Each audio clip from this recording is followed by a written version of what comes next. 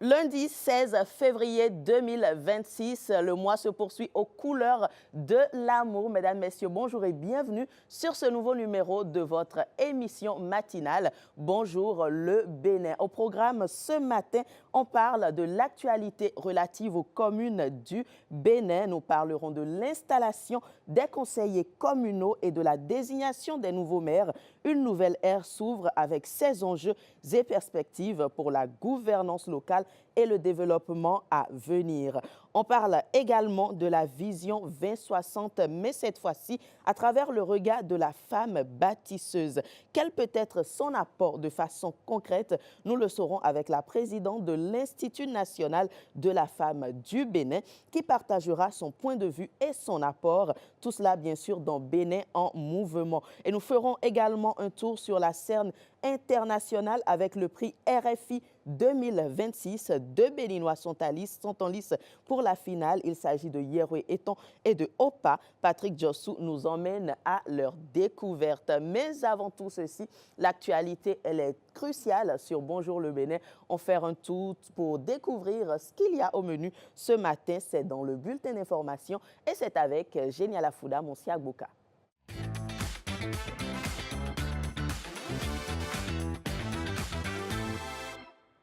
Mesdames, Messieurs, bonjour. Très heureuse de vous retrouver en ce début de semaine. Bienvenue dans ce bulletin. À Cotonou, le pouvoir local change de locataire, mais pas de nom. Luc Nyankadja, pas de prénom, disais-je. Luc Nyankadja succède à Luc Atropo, désormais parlementaire de la 10e législature.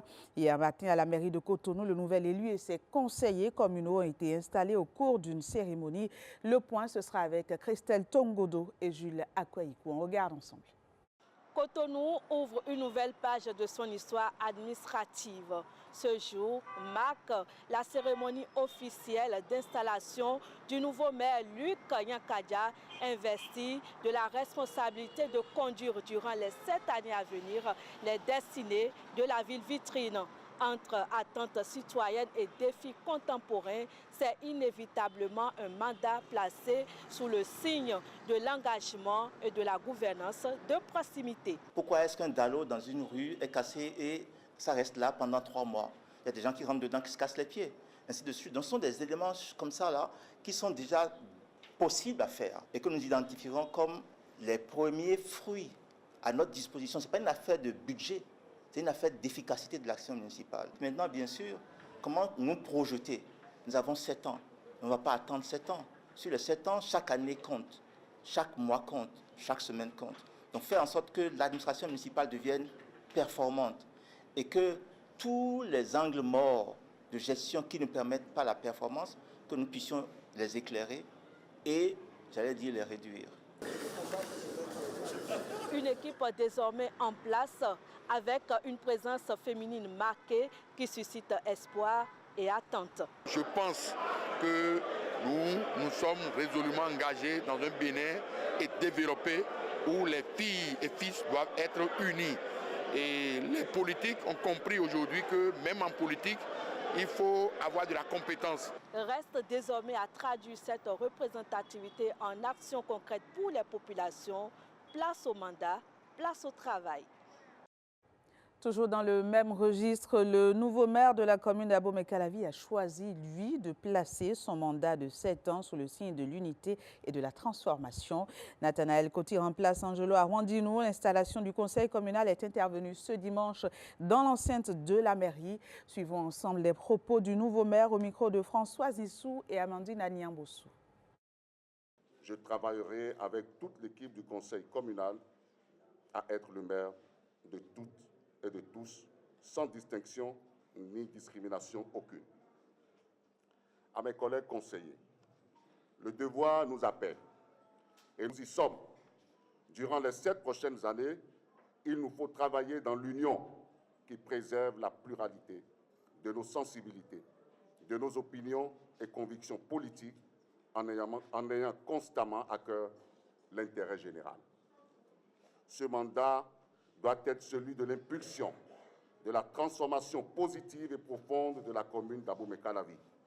Il s'agit de la révéler à l'image de la révélation du Bénin durant la décennie qui s'achève. Pour y parvenir, il nous faudra, dans la rigueur, dans l'harmonie, de la discipline et dans la diversité, du sérieux et de la transparence, conformément à l'esprit et aux objectifs de la réforme structurelle de la décentralisation. C'est la clé de la transformation que nous appelons de tous nos voeux. Une installation intervenue au lendemain de celle des conseils communaux de Bonou, d'Adjoum, des Agégué et de Semepoji. Le préfet de l'Ouémé et sa délégation ont parcouru ces 4 communes de ce département pour installer les élus et les nouveaux maires. Les précisions dans ces propos recueillis par Vitis Aoré et Calvado Arono.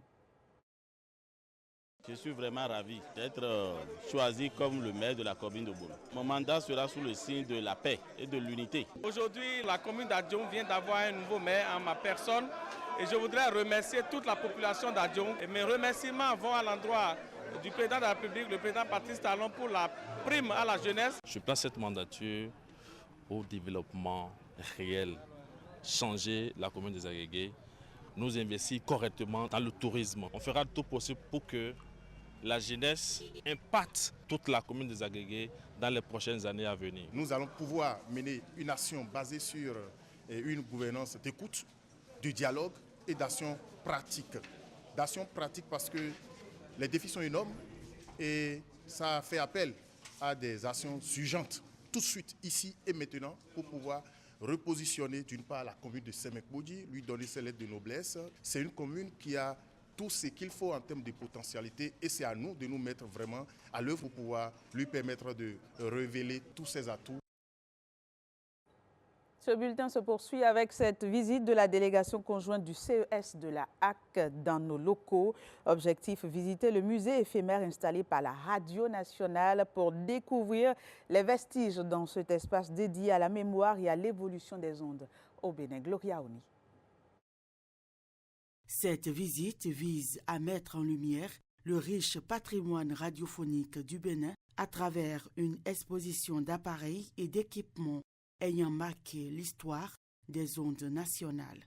Des premiers émetteurs au microphone d'époque, chaque pièce exposée raconte une page de l'évolution technologique et institutionnelle du média radiophonique. Moment particulièrement chargé d'émotions, la présentation du micro historique dans lequel le président Hubert Kutukumaga a prononcé le discours de proclamation de l'indépendance en 1960. Symbole fort de souveraineté et de mémoire nationale, cet objet incarne à lui seul la puissance de la radio comme vecteur d'unité et de transmission. Au-delà de la simple visite, les échanges ont permis de rappeler le rôle central de la radio dans la consolidation de la démocratie, l'éducation des populations, de la préservation de l'identité culturelle. À travers ce musée éphémère, la Radio Nationale réaffirme ainsi son attachement à l'histoire, tout en se projetant résolument vers l'avenir. La mission sénégalaise d'échange sur l'organisation des scrutins au Bénin est arrivée au terme de ses travaux. Elle dit être satisfaite des échanges avec les institutions de la République du Bénin. Le directeur général des élections du pays de la Teranga l'a fait savoir en présence des responsables de la Sénat. C'est au micro de Jérôme Ngbo. On suit.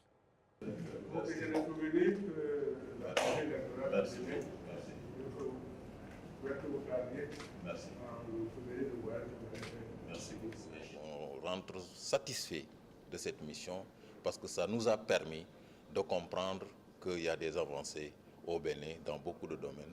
Et ces avancées peuvent nous permettre également de pouvoir s'inspirer, notamment sur le bulletin unique, sur la rationalisation, les financements des partis politiques, le plafonnement des dépenses de campagne, mais la dématérialisation du processus électoral.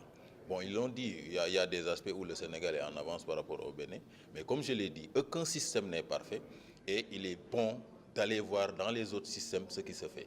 Et donc je pense que c'est pourquoi le Bénin a été choisi pour permettre quand même d'avancer dans beaucoup d'autres domaines au Sénégal. Remercier toute la Sénat du Bénin, remercier également la Direction générale des élections et toutes les autres institutions, ANIP, Cour constitutionnelle, Cour des comptes, l'Assemblée nationale et la plateforme des organisations de la société civile qu'on a eu à visiter.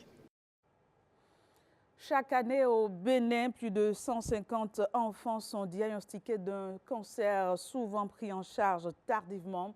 Et pourtant, les tumeurs pédiatriques ont des chances de guérison quand ils sont détectés tôt. Ce 15 février marquait la journée mondiale de lutte contre le cancer pédiatrique et vous le verrez, lymphome et leucémie imposent aux familles une épreuve où chaque sourire devient une victoire. Reportage au cœur de ce combat pour la vie avec Arnaud Tosset, Mariano Gankou et Fallon Kisezouno. À 12 ans, Malik peut aujourd'hui bien jouer avec ses frères et retrouver le cours normal de sa vie. Pourtant, il y a 2 ans en arrière, ses parents ne se l'imaginaient pas.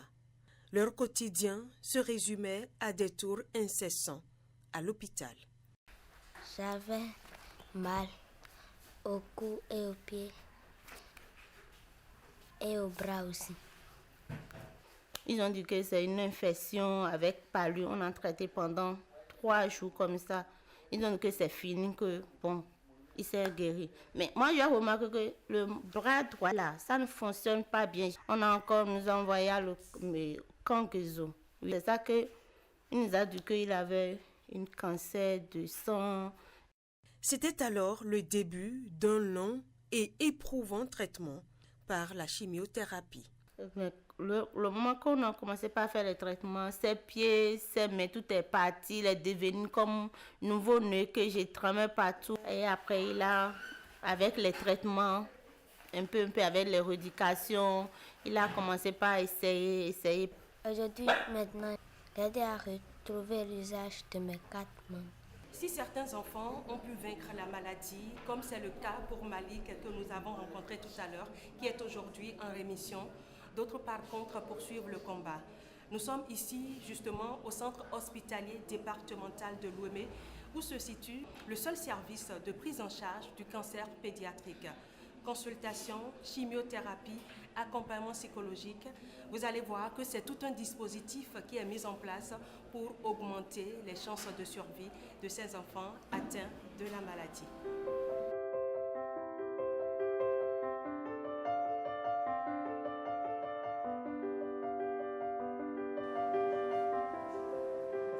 Dans ce service, plus d'une centaine d'enfants sont suivis pour diverses formes de cancer. Nous avons les leucémies, qu'on appelle communément cancer du sang, les lymphomes, qui intéressent les ganglions lymphatiques. Ensuite, nous avons le rétinoblastome, qui est le cancer de l'œil, le néphroblastome, qui est le cancer du rein. Et pour ces formes de cancer, les facteurs de risque sont tout autant variés. Ces facteurs sont soit endogènes, c'est-à-dire qui intéressent l'enfant, souvent des facteurs génétiques, ou alors des facteurs exogènes ou environnementaux, la pollution, les hydrocarbures, également des infections, les hépatites. Mirabelle a 5 ans. Elle est hospitalisée ici depuis 2025. Sa maladie, une leucémie, encore appelée cancer du sang. C'est venu comme ça, du jour au lendemain. Actuellement, avec les soins, je dirais mieux, ça va. La prise en charge du cancer pédiatrique ne se limite pas qu'aux traitements médicaux. Elle intègre également un accompagnement psychologique et social essentiel pour l'enfant et pour sa famille. Et je suis justement ici avec le psychologue du service. Dites-nous, quel est votre rôle à vous en tant que psychologue dans cette prise en charge-là? J'essaie d'identifier leurs besoins émotionnels et psychologiques. Et c'est à partir de cela, je leur offre maintenant le soutien psychologique pour les aider à gérer les émotions et les difficultés liées au cancer. Lorsque le cancer intervient dans une famille, ça bouleverse toute la dynamique familiale, ça affecte l'entourage et donc mon rôle consiste à leur apporter un soutien social, les écouter, évaluer leurs besoins, les aider à réorganiser leur quotidien, à penser à la garde des autres enfants et comment trouver les ressources pour continuer de vivre en famille. Une prise en charge médicale et un soutien psychosocial rendu possible grâce à la Fondation Claudine Talon. Le traitement du cancer, quel qu'il soit, est très onéreux. Et la Fondation Claudine Talon qui a construit ce bâtiment ne nous a pas abandonnés, bien au contraire. Tout ce qu'on nous fait ici, tous les traitements qu'on reçoit ici, c'est gratuit et vraiment, je remercie la Fondation pour le soutien. Si Mirabel recouvre peu à peu sa santé aujourd'hui, tout comme Malik, il reste bien lié par une mesure, le dépistage précoce. Quand on n'a pas l'enfant de manière précoce, c'est difficile de lui assurer une guérison à 100%. Au CHUD de Lomé, le combat contre le cancer pédiatrique se poursuit chaque jour. Mais un message est essentiel. Détecté tôt et bien pris en charge, le cancer peut être vaincu.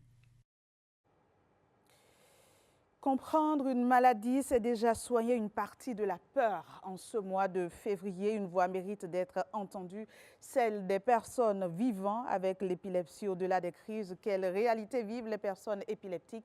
Vous allez le voir, cette maladie reste encore souvent entourée de silence, de mythes et de préjugés. Maladie neurologique la plus fréquente après la migraine, l'épilepsie touche environ 50 millions de personnes dans le monde. Mais elle reste entourée de nombreuses croyances perçues comme une maladie mystique ou contagieuse. L'épilepsie, c'est une maladie, comme on appelle dans notre langue, adingbe. Ça peut te contaminer si tu vis avec quelqu'un qui vit avec cette maladie.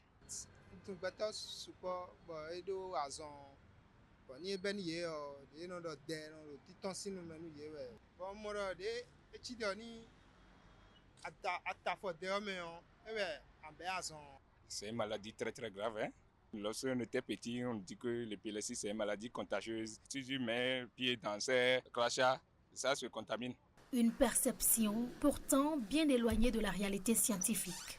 C'est une maladie neurologique chronique qui est caractérisée par une tendance pathologique et durable à la répétition de crises d'épilepsie. Les causes, c'est variable. C'est les AVC, les traumatismes crâniens, des infections du cerveau peuvent être responsables de crises. On peut avoir des crises, la généralisée grand mal, qui se manifestent par des crises convulsives, tonico-cloniques qui se généralisent et la personne perd connaissance, la personne peut baver ou notion de perte d'urine.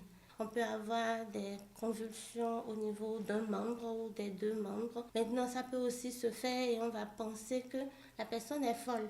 L'épilepsie n'est pas une maladie contagieuse. Une maladie neurologique comme toute autre. Pourtant, au-delà des crises subies, les personnes épileptiques font face au regard de la société et cela n'est pas sans conséquences sur leur vie. Déjà, la maladie est handicapante parce que la crise ne prévient pas. Elle peut être au boulot, elle peut être à l'école, elle peut être en conduite. Maintenant, quand elle est stigmatisée, c'est-à-dire rejetée, classée, mise à part, catégorisée, vous voyez, ça peut créer la dépression chez la personne.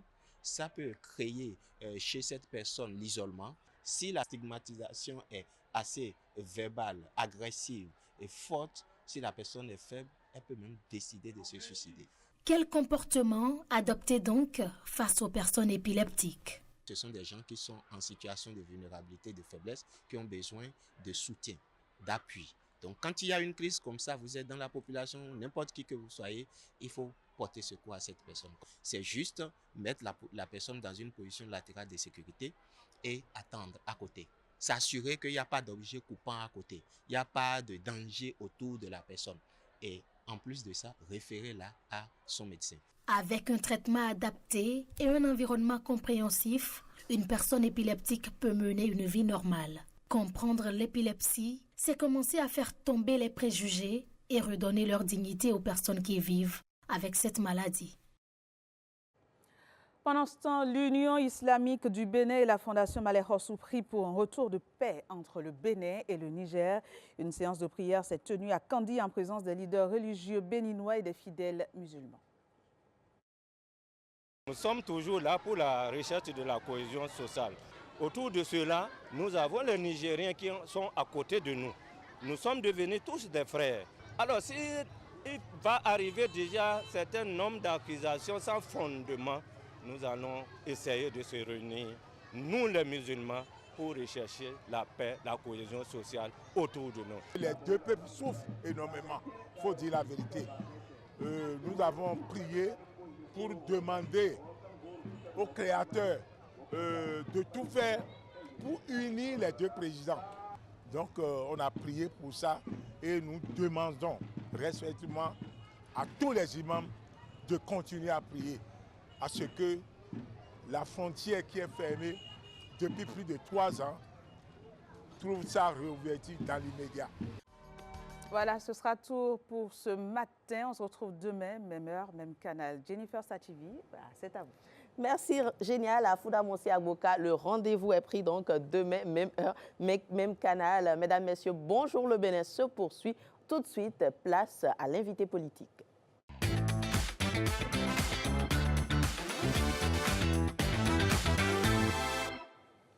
Une nouvelle ère s'ouvre dans les 77 communes du Bénin où au terme du scrutin du 11 janvier ont été installés les maires et ont été installés également les conseillers communaux. Un processus qui marque le début effectif de la gouvernance locale pour les 7 années à venir. Dans ce contexte, des profils connus et d'autres émergents prennent les rênes de la vie municipale pour les 7 prochaines années. On analyse ce matin les évolutions, leurs enjeux et aussi leurs perspectives. Ce sera avec Franck Kenevo. Bonjour. Bonjour à vous et bonjour à tous les téléspectateurs. Bienvenue sur Bonjour le Bénin. Merci beaucoup pour l'invitation. Alors, vous êtes expert en gouvernance locale, mais également en communication. Déjà, quelle est votre impression sur cette nouvelle ère qui s'ouvre dans les 77 communes du Bénin, je le disais, avec l'installation des conseillers communaux et la désignation des maires? Je pense qu'il y a un premier élément important qu'il faut noter, c'est que nous sommes dans un contexte où il y a une révision constitutionnelle en novembre dernier qui a instauré la trêve politique. Et je lis dans la manière dont les personnes qui vont animer les organes politiques des communes ont été désignées.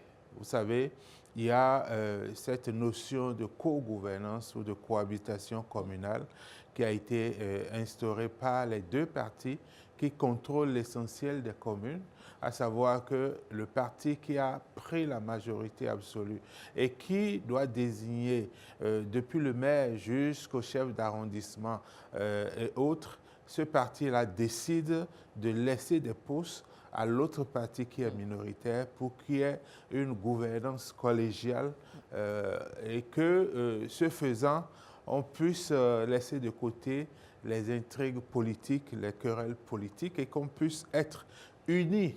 Et je dirais que la trêve politique a plus sa valeur au niveau des collectivités territoriales parce que nous disons que l'élection, les élections communales sont des élections de développement. Donc il faut transcender les partis politiques et se mettre ensemble pour faire développer les territoires. Ça, c'est le premier élément. Le deuxième élément, c'est que j'ai noté un renouvellement impressionnant. Absolument. Au niveau des maires, des adjoints aux maires, on attend pour les chefs d'arrondissement et autres, mais le renouvellement est extrêmement élevé et donc je pense que c'est un signal fort pour que le personnel politique positionné puisse tirer leçon des raisons qui ont amené ces deux partis, l'Union progressiste, le Renouveau et le Bloc républicain, à renouveler si tant. C'est-à-dire, d'un régime à un autre, on peut comprendre cette ampleur de renouvellement, mais au cours d'un même régime, entre 2020 et 2026, qu'on ait autant de renouvellement, c'est un signal aussi qu'il faut analyser. Alors, un renouvellement donc, qui ne passe pas inaperçu. Et nous y reviendrons d'ailleurs dans quelques minutes. Mais déjà, l'autre fait marquant, hein, c'est le prolongement, on va dire, du mandat, désormais 7 ans. Est-ce que cela peut être perçu comme un défi? Oui, c'est forcément un défi parce que si vous êtes un mauvais maire, il vous sera difficile de rester en place pendant 7 ans. 7 ans, ce n'est pas 5 ans dans tous les cas. Donc 7 ans, c'est un peu plus long. Donc il faut être en mesure de combler les attentes des citoyens pour rester pendant 7 ans. Vous savez, le pouvoir des maires, c'est un pouvoir de proximité. Ce n'est pas celui qui est à Malanville voit le président de la République très loin et le gouvernement très loin, mais le maire de Malanville est à côté de lui. Donc, c'est un pouvoir de proximité et il faudrait vraiment que les maires qui prennent fonction aujourd'hui comprennent qu'il y a un contexte où depuis 2003, ça fait bientôt 23 ans, plus de 23 ans, qu'il y a des problèmes précis qu'on avait diagnostiqués pour la décentralisation. Le premier problème, c'est la politisation. Hein, tout était mélangé. Aujourd'hui, il y a une réforme qui a séparé les fonctions politiques des fonctions techniques et administratives. Deuxième chose, la question de la ressource humaine qu'on a toujours déplorée. Aujourd'hui, il y a un afflux de ressources humaines de qualité au niveau des collectivités territoriales et cela est matérialisé par des secrétaires exécutifs qui ont le niveau Bac plus 5, des directeurs qui ont le niveau Bac plus 5. Il reste un complément au niveau du personnel d'exécution et autres, mais c'est déjà un grand pas.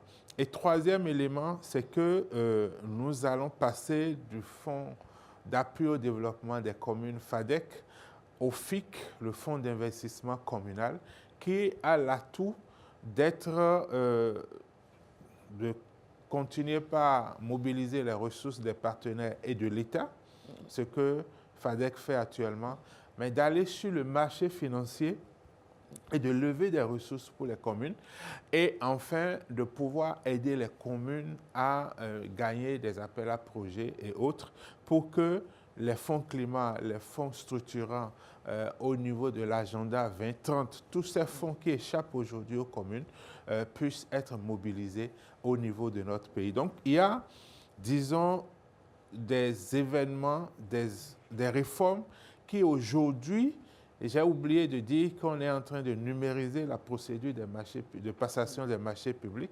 Donc, il y a des réformes aujourd'hui qui font que aucun maire, aucun conseil communal, aucune commune ne peut dire « je n'ai pas eu les moyens pour travailler ». La preuve, il y a des ressources qui ne sont pas consommées, qui font l'objet de reports d'année en année. Donc, je pense qu'aujourd'hui, il y a un défi majeur, c'est que le gouvernement central a fait un effort conséquent pour que les conditions soient réunies afin qu'au niveau des communes, on puisse atteindre les objectifs de développement et de démocratie. Donc, 7 ans, c'est bien, mais 7 ans, si et seulement si il y a des résultats concrets, sinon les mécanismes sont connus pour se séparer d'un maire. Et justement, vous faites bien d'aborder ces axes prioritaires. Quelle doit être peut-être, je dirais, la collaboration de cette nouvelle équipe municipale avec attendent beaucoup d'eux? Pas exécutif, vous parlez du gouvernement central ou bien du gouvernement central. OK. Non, vous savez, le chef de l'État, qui est le chef du gouvernement, il détermine la politique de la nation et les collectivités territoriales travaillent dans ces orientations-là. C'est clair dans les lois de la décentralisation, dans le code de l'administration territoriale. Donc, les collectivités territoriales ont pour mission de s'engouffrer dans les orientations nationales de développement. La vision 2026 qui vient d'être lancée, malgré les PDC qui existent, je pense qu'il faut les réadapter aux orientations de la vision à l'AFIA 2060. Donc, lorsque le gouvernement détermine les grandes orientations de développement de la nation, il revient aux collectivités territoriales de s'y engouffrer et de faire ce qu'on appelle la territorialisation de ces politiques-là. Lorsque le gouvernement met l'accent sur les productions agricoles, il revient aux communes de voir comment s'approprier cette politique et l'adapter chacun à son territoire. Donc cela veut dire qu'il doit y avoir une collaboration franche et permanente entre le gouvernement central et les collectivités territoriales, d'autant plus que c'est la conjugaison des deux politiques, des politiques publiques nationales et des politiques locales, qui donne le développement. Et c'est le gouvernement qui accompagne aussi les collectivités territoriales. Donc, les maires qui ont été installés jusqu'à hier sont aussi des représentants de l'État. Les maires ne sont pas est nihilo. Nous sommes dans un État unitaire où les maires sont des représentants de l'État sur le territoire. Et donc, à partir de ce moment, la collaboration est obligatoire. On peut avoir des divergences sur certains éléments, mais chacun est dans son couloir. Le gouvernement pour tout ce qui est macro et les collectivités territoriales pour tout ce qui est local. Donc, c'est dans cette vision que aujourd'hui, les collectivités territoriales sont interpellées parce qu'au niveau national, on voit les résultats du gouvernement et au niveau local, ces résultats-là ont du mal à être visibles. Donc, il faudrait que les nouveaux maires puissent impulser parce que quoi qu'on dise, c'est la responsabilité du maire d'impulser cette dynamique de développement. Merci beaucoup. On en vient à présent à ce renouvellement dont vous parliez tantôt à Cotonou. On commence bien évidemment par Cotonou. Luc Yankadja prend les rênes d'accord, nouveau maire, mais pas nouveau politicien, ancien ministre, ancien haut fonctionnaire également de l'ONU, voilà, et engagé dans tout ce qui est urbanisme, cadre de vie. Que vous inspire ce profil à la tête justement de la capitale économique? Non, je pense que Luc Yankadja, vous savez, c'est lui qui a été le tout premier, avant 2003, à décider de conformer la gestion de son ministère à l'avènement de la décentralisation. Il a commandité une étude sur la question et il a fait nommer, c'est l'un des rares ministères, et cela est resté, cette tradition est restée au ministère du cadre de vie jusqu'à ce jour, où il y a un conseiller technique à la décentralisation dans ce ministère. Donc, c'est depuis Luc Yankadja. C'est lui qui a commencé par redéployer le personnel du ministère vers les préfectures pour que ce personnel puisse appuyer les collectivités territoriales. Et je me souviens très bien, comme si c'était hier, c'est lui qui a transféré les premiers dossiers de l'État en matière d'environnement, d'urbanisme et d'habitat à la ville de Cotonou. Le président Soglo était maire de Cotonou et il est allé leur transmettre ces dossiers-là. Luc Yankadja, c'est quelqu'un qui connaît véritablement les enjeux de la décentralisation et c'est quelqu'un qui est attaché à la gouvernance et à l'urbanisation de notre pays, de nos territoires. Donc, je pense que le profil est très bon. C'est aussi un profil qui travaille avec méthode.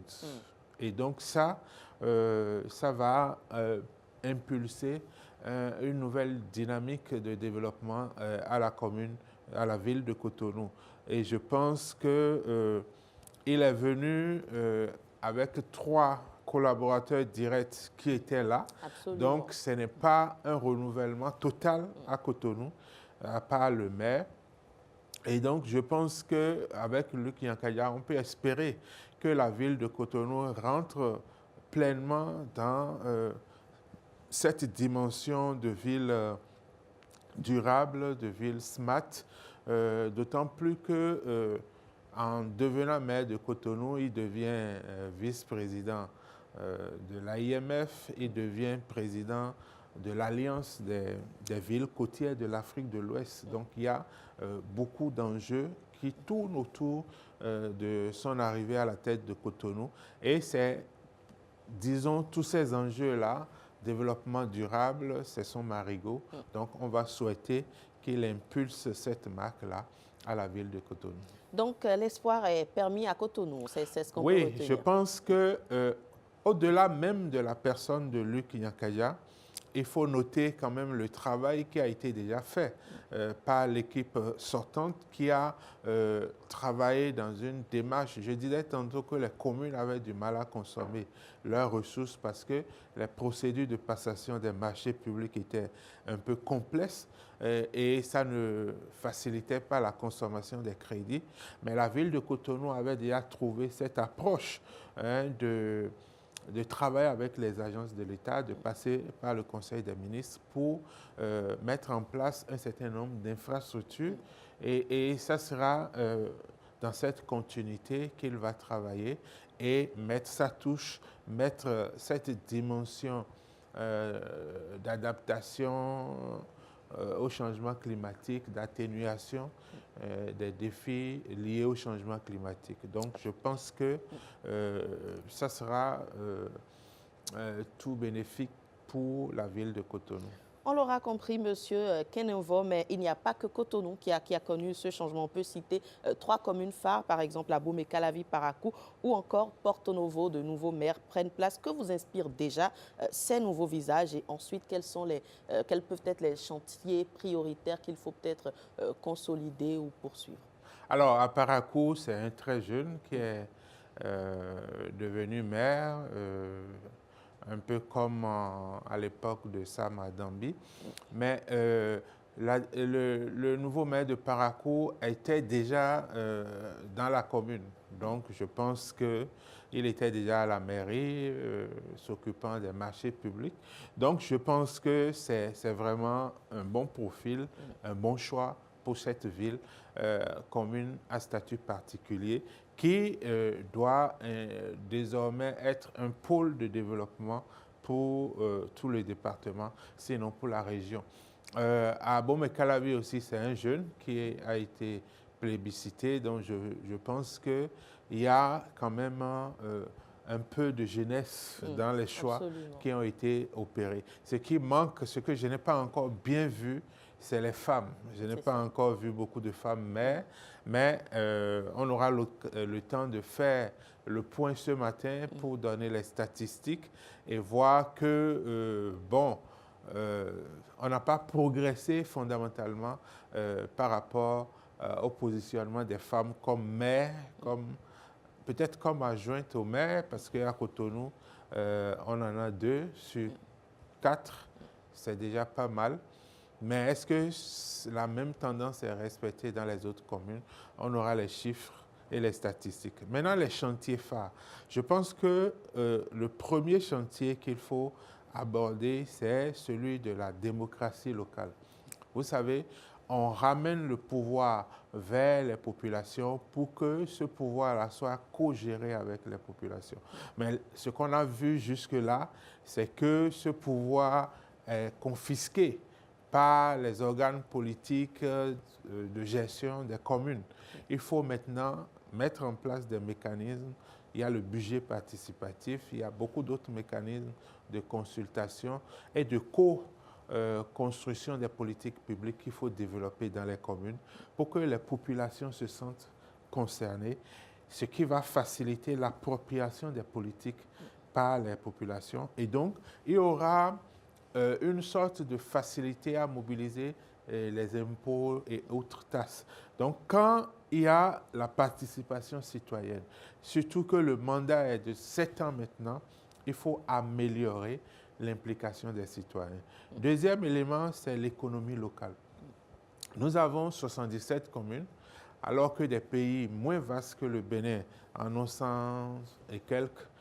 On a fait le choix d'avoir des communes viables, des communes capables de développer les territoires et cela doit être visible. On doit pouvoir faire en sorte que dans les 77 communes, quelles que soient ces communes-là, qu'il y ait une économie locale. Les ressources propres, les ressources de l'État, les ressources des partenaires, on doit rentrer dans une logique de promouvoir les initiatives économiques locales, de faire en sorte que les équipements marchands soient bien gérés, les carrières et autres soient bien gérés, pour que, au niveau de chaque territoire, on puisse créer d'emplois on puisse améliorer la mobilisation des ressources. Ça, je pense que c'est un chantier qui concerne toutes les communes. Absolument, ça s'étend aux autres communes. Aux autres communes où les jeunes, les femmes ne sont pas accompagnées, comme on le voit dans d'autres pays. Moi, j'ai vu à Abidjan, à Boboté, c'est la commune qui a mis en place des infrastructures pour que les femmes, les groupements de femmes qui font à Tchéké-là, puissent sortir des pratiques manuelles pour l'industrialisation. Donc, ils ont mis en place des machines et autres. Ça, c'est le rôle des communes de permettre aux groupements, aux femmes, aux jeunes de pouvoir s'installer et de créer la richesse. C'est leur rôle. Alors, il y a aussi un troisième chantier très important, c'est le chantier des services sociaux de base. Il faut que nous ayons dans nos communes un tableau de bord pour nous dire quel est l'état de mise en place des services sociaux de base, qu'est-ce qu'il reste à faire et comment ça va se faire en fonction des ressources de la commune. Il faut véritablement investir dans les services sociaux de base et aussi les infrastructures socio-communautaires. Vous prenez nos communes aujourd'hui, vous n'avez pas des aires de jeu pour que les enfants puissent jouer, pour qu'il y ait de l'animation culturelle. Il n'y a pas des parcs de loisirs où on peut vraiment se recréer après les journées de travail. Donc tout ça, je pense que c'est important de travailler là-dessus. Donc tout ça incombe à ces équipes municipales. Oui. Et il y a aussi aujourd'hui, les dérèglements climatiques constituent une opportunité de développement durable.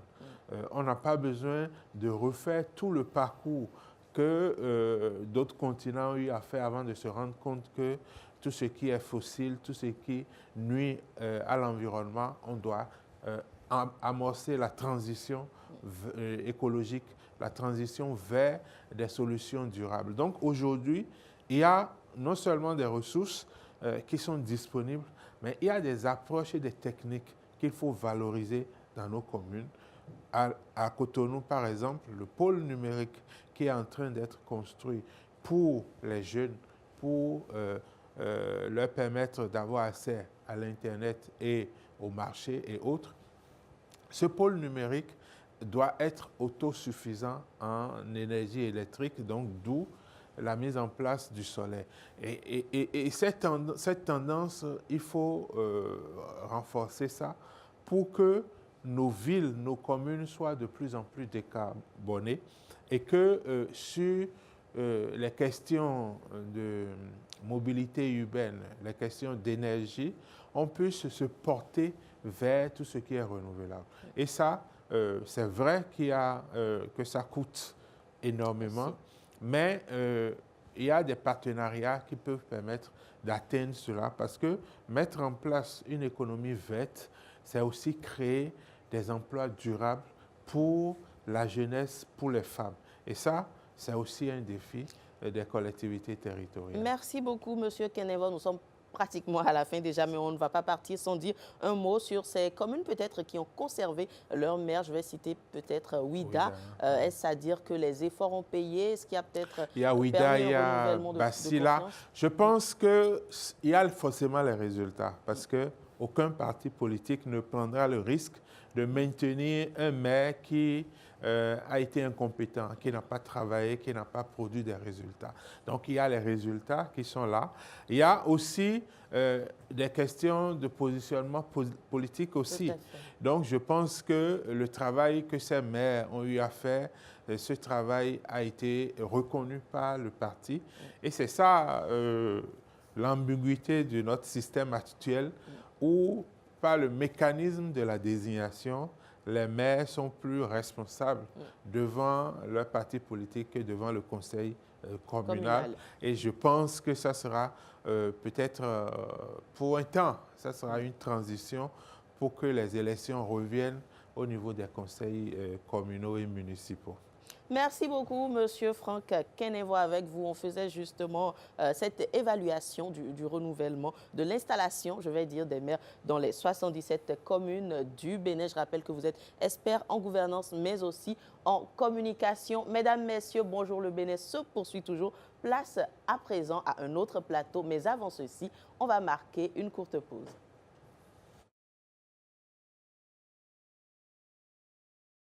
Est en train de s'installer, le temps pour nous d'aller du côté de la régie et de jouer le jingle de sa rubrique événements à la une.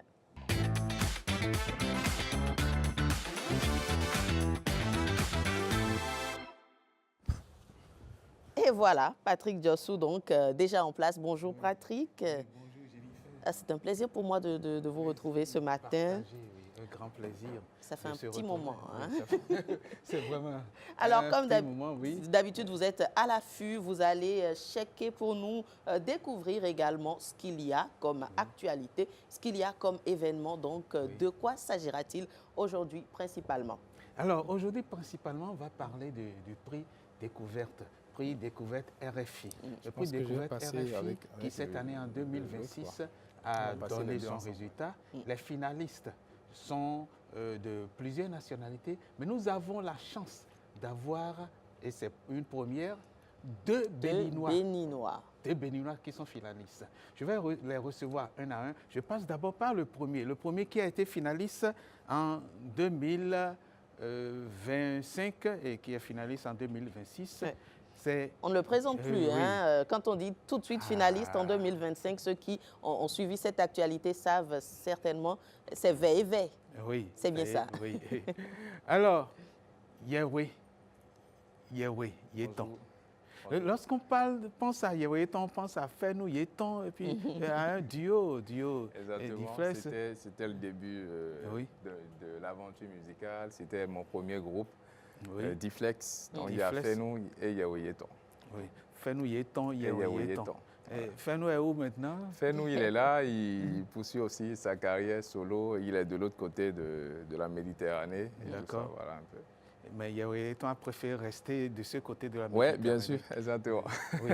Et Yahweh Yeton est allé aussi à BIM, on pense à BIM, et avec une aventure aussi. Ouais. En fait, l'aventure avec le BIM a commencé en 2017-2018. Et puis, on a eu la chance de connaître l'international, les grandes scènes des festivals presque partout dans le monde. Oui. On a fait, je crois, on a 5 continents, non? On a fait 4 sur les 5.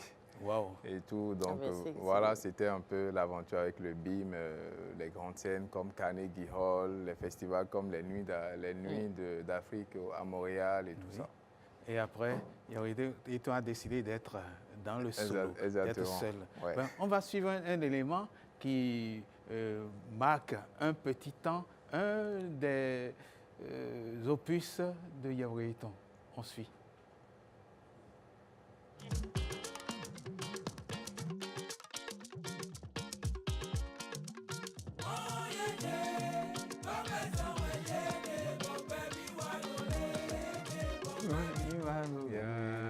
Très belle mélodie quand même. Ah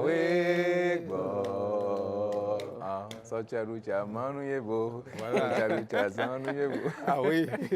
Alors, cela nous permet de nous mettre dans le bain. Prix découverte RFI 2026. Et qu'est-ce qu'il faut dire par rapport à ce prix? Comment cela est parti, Yahweh Yeton? Oui, prix découverte RFI 2026, 2025, l'année dernière, on a été en finale pour représenter seul le Bénin. J'étais le seul représentant l'année dernière et je remercie déjà tous ceux qui ont contribué à la mobilisation autour de ma candidature de l'année dernière. Ça n'a pas été suffisant, mais on n'a pas démérité. Et la preuve, on a repostulé cette année et on a encore été sélectionné pour la finale par un jury qui s'y connaît comme MC Sola, qui est le président de jury quand même. Donc ça nous valide dans le système et tout. Donc On est très heureux d'être encore représentant du Bénin cette année et on a besoin de vous. Voilà. C'est où ma caméra? Oui, directement. On a besoin de vous. On a besoin de vous, nos chers Béninois, parce que l'année dernière, vous aviez fait, mais ça n'a pas été suffisant. On a besoin beaucoup plus de force de votre part pour ramener ça. Aujourd'hui, on a la chance d'être 2. Voilà. Et voilà, ça double notre chance dans ce concours parce que le Bénin n'a jamais gagné. Il faut qu'on le gagne cette fois-ci. Oui, Opa, vous êtes 2. Oui. Oui. Et lorsqu'on parle d'Opa, ça fait penser à tout ce qui tourne autour. Oui, Opa, c'est Paoli. Vous connaissez. Oui. Alors, comment Opa s'est retrouvé lui aussi dans cette course? Opa, il a postulé. Déjà, il faut reconnaître en fait qu'on pour se retrouver sur le prix découverte RFI, ça ne se passe pas. On postule, on dépose une candidature et tout. Oui. Et le jury se regroupe et tout parce que de base, il y avait près de 500 personnes qui ont déposé leur candidature. Ça, il faut le rappeler. 500 personnes. Oui, près de 500 personnes. Oui. Après, ils ont éliminé une bonne partie pour se retrouver à 25 présélectionnés. Oui. Et des 25, on se retrouve à 10 avec 2 Béninois. Oui. Preuve qu'au Bénin, on ne démérite pas du tout, on a du talent. Ici, on a du talent et tout. Au Bénin, on ne démérite pas. On ne démérite pas du tout. Alors, Paoli, qu'est-ce que ça fait se retrouver là, dans cette peau le Béninois en fille? Ça fait du bien. Je vais prêter des mots. Je me sens beaucoup. Sentez-vous, vous avez le droit. Je me sens. Parce qu'en vrai, moi, déjà, en tant qu'artiste, ma vision, c'est de pouvoir exporter le Bénin grâce à ma musique, de pouvoir me faire connaître à l'international grâce à ma musique. Et vu que le prix découverte s'inscrit dans l'optique de permettre à un artiste émergent en Afrique de pouvoir s'étendre à l'international, je pense que ça s'inscrit totalement dans ma vision et remporter un prix, pareil, me permettrait vraiment de continuer dans la mission que je me suis fixée. Oui. Apporter un prix pareil, ça permet de continuer cette vision. Exactement. Oui, le message est déjà lancé. Comment ça va se passer, le vote? Le vote, c'est simple. Vous allez sur nos pages respectives. Moi, c'est Yehoué Yeton. Opa, c'est Opa officiel. Et vous allez le lien. On l'a mis grand sur nos pages et tout. Vous cliquez. Et ça vous amener sur la plateforme de vote. Et sur cette plateforme et tout, vous allez voir nos photos comme affichées là. Exactement. Vous cliquez sur la photo et vous cliquez sur envoyer. C'est juste 3 gestes et c'est gratuit. Se rendre sur les pages, cliquer sur le lien et voter. Autant de fois que possible. Autant de fois. Mais on préfère aussi avoir la masse. N'est-ce pas que les gens, une seule personne vote plusieurs fois. Mais mobilisons-nous autour de ça et nos cousins, nos frères, nos amis partageons et tout. le tout lien, le monde, partageons le faisons lien une sorte de campagne. Exactement. Pour le Bénin. Alors, ce qui me marque, Patrick, si vous permettez, c'est qu'on découvre Opa, Yehoué Yeton qui était là déjà l'année passée. On a eu toute cette mobilisation. Il faut dire qu'à la fin, je pense que les Béninois étaient plutôt fiers d'avoir été représentés, d'avoir eu un candidat jusqu'à ce niveau. Qu'est-ce qui vous motive à revenir cette fois-ci? Parce qu'on ne lâche rien, nous on n'est pas les lâcheurs en fait, parce qu'on se connaît ici. On a cette force de résilience là qui nous définit. Et moi, j'ai été frustré de l'avoir perdu l'année dernière. Et je me dis, la meilleure façon d'exprimer ma frustration, c'est de repostuler. Oui, c'est ça. Les gagnants ne lâchent pas. Exactement. Et les lâcheurs ne gagnent pas. Merci, Patrick. On va suivre encore un autre morceau de Yehoué Yeton avant de revenir sur deux petits morceaux de Opa. Yehoué Yeton, encore Yehoué Yeton.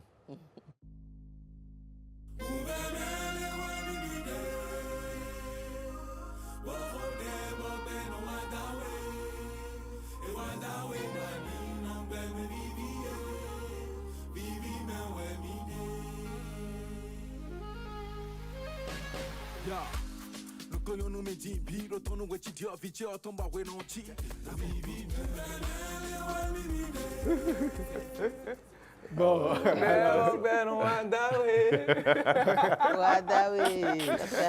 donc oui, du travail, oui. Et puis on reconnaît, comme on était en train de le dire en coulisses, et certains mouvements dans la chorégraphie. En tout cas, c'est du bon. Alors, Opa, si le Béninois doit dire, Opa, c'est qui? Le Béninois qui ne connaît pas Opa? Opa, c'est un artiste chanteur. Il fait de l'afrobeat. qu'il mélange avec plusieurs autres genres musicaux. Et dans son afrobeat, il essaie quand même de faire ressortir des gimmicks, des vibes béninoises et tout, pour que le béninois ne se perde pas quand il écoute et que l'Africain lambda ne se perde pas aussi quand il écoute. C'est ça. Et à part ça, Opa, il a été révélation de l'année en 2024 au Bénin Top 10, Award et tout. Et il a salué le président aussi. Super. Alors, Opa, on suit un extrait de tes morceaux. Exactement. On le suit avec passion.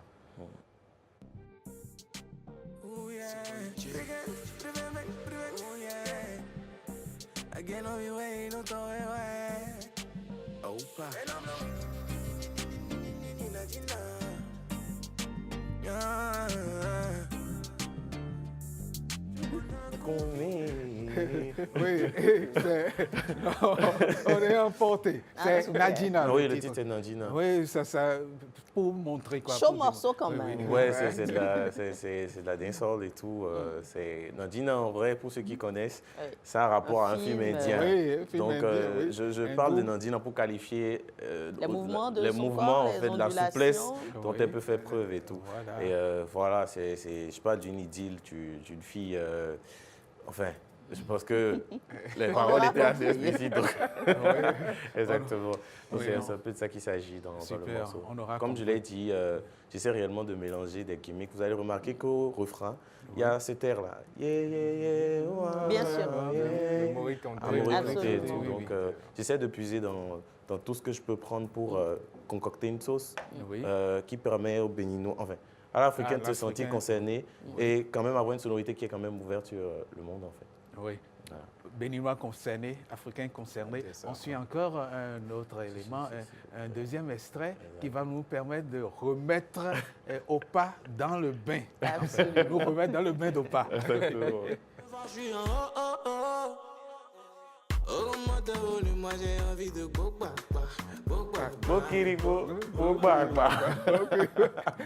Oui, c'est surtout le bokri. Non, c'est beau, c'est magnifique. Voilà, du talent donc, quand même au Bénin, nous en avons. Il y a de quoi être fier. Il y a de quoi être et de quoi voter. Oui. Et justement, de quoi voter, on revient sur le vote. Oui, Opa, toi, tu vas lancer le vote maintenant. Alors, je vais me présenter comme un candidat et tout. D'accord. Votez pour nous, votez pour la musique béninoise. Parce qu'en vrai, ça fait longtemps en fait qu'on cherche à trouver un moyen de pouvoir se représenter à l'international. Et de voir que 2 Béninois sont quand même représentés au prix Découverte RFI, c'est qu'on a déjà la matière pour aller à l'inter. Donc si vous votez pour nous, vous nous donnez une chance de pouvoir vous représenter, de porter le brassard, d'aller devant et de défendre votre cause aussi. C'est le Bénin qui gagne, donc votez massivement pour nous, c'est totalement gratuit, vous pouvez le faire plusieurs fois. Vous allez sur la page du prix Découverte RFI ou sur notre page, moi, Opa officiel, Yaroéton pour le grand frère, vous allez dessus, vous allez voir le lien. On l'a mis en grand caractère, vous le verrez en grand caractère, vous allez voir le lien. Vous cliquez dessus, il y a les photos, ça dirige directement vers le site, il y a les photos, moi avec mon foulard, le grand frère. En tout cas, vous allez voir la carrure. Le cou en l'air. Voilà, le cou un peu en l'air et tout. Et vous allez voir les images apparaissent à l'écran. Vous cliquez dessus, vous faites envoyer. Vous pouvez reprendre le processus plusieurs fois dans la journée. Votez pour nous et on vous promet d'imposer une dictature musicale à l'Afrique.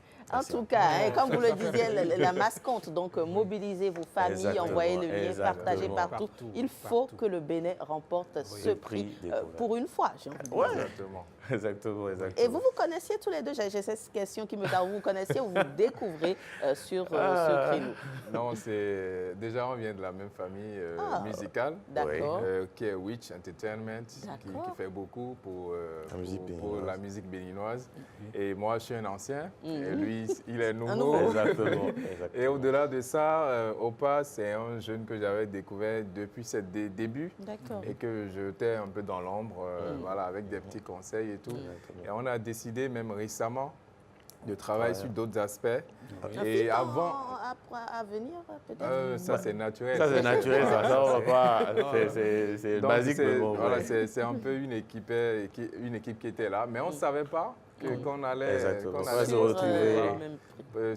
On allait postuler déjà, on ne savait pas parce que bon, il y a des coulisses aussi à chacun.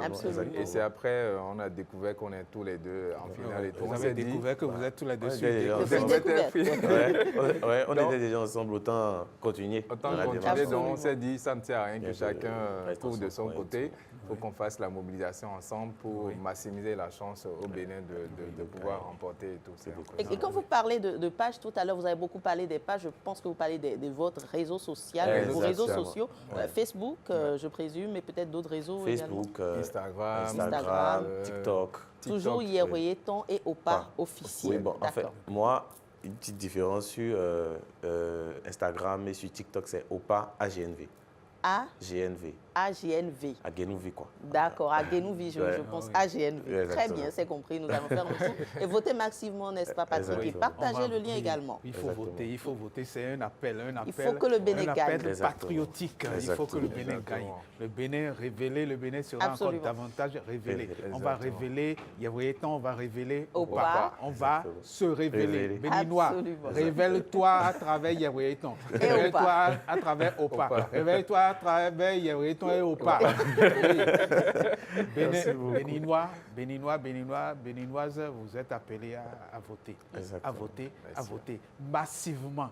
Votez. Comme si votre vie en dépendait. Absolument, je suis d'accord. Comme si la mort n'en dépend pas. Votez, il faut voter. Tout simplement. Il faut voter. Merci beaucoup, Patrick. Merci à vous deux. Merci. Et vous avez notre accompagnement, notre soutien et tout ce qui est soutien. Et quand on parle de soutien, certains pensent à autre chose. Mais non. Déjà, quand on parle de soulever, nous. Ah oui, c'est soulever, nous, on est prêts. On est d'accord, soulevez-nous. On vous soulève, oui. On l'aura compris. Alors, cette semaine, l'autre événement de cette semaine, c'est un événement qui va commencer très bientôt. C'est le souvenir d'une conférence. Le souvenir d'un rendez-vous qui a permis au Bénin d'ouvrir ses voies vers l'extérieur, d'ouvrir ses voies vers un extérieur, je dirais, un peu plus libre, un extérieur démocratique. Absolument. La conférence nationale des forces vives de la nation. C'est bientôt et nous allons ouvrir le boulevard de la conférence nationale en pensant à quelqu'un qui a chanté conférence nationale. On l'appelle Nel Oliver. Et ce boulevard, on l'ouvre. Merci à toutes et à tous. Merci à vous, Patrick, également, pour ce boulevard que vous ouvrez. On se retrouve très bientôt, n'est-ce pas? Toujours avec le même plaisir.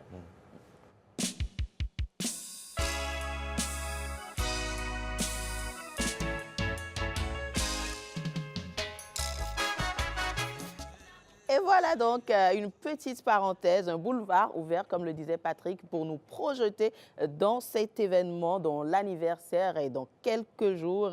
Merci Patrick pour ce clin d'œil. Mesdames, Messieurs, l'émission se poursuit. Place à présent à Instant Santé.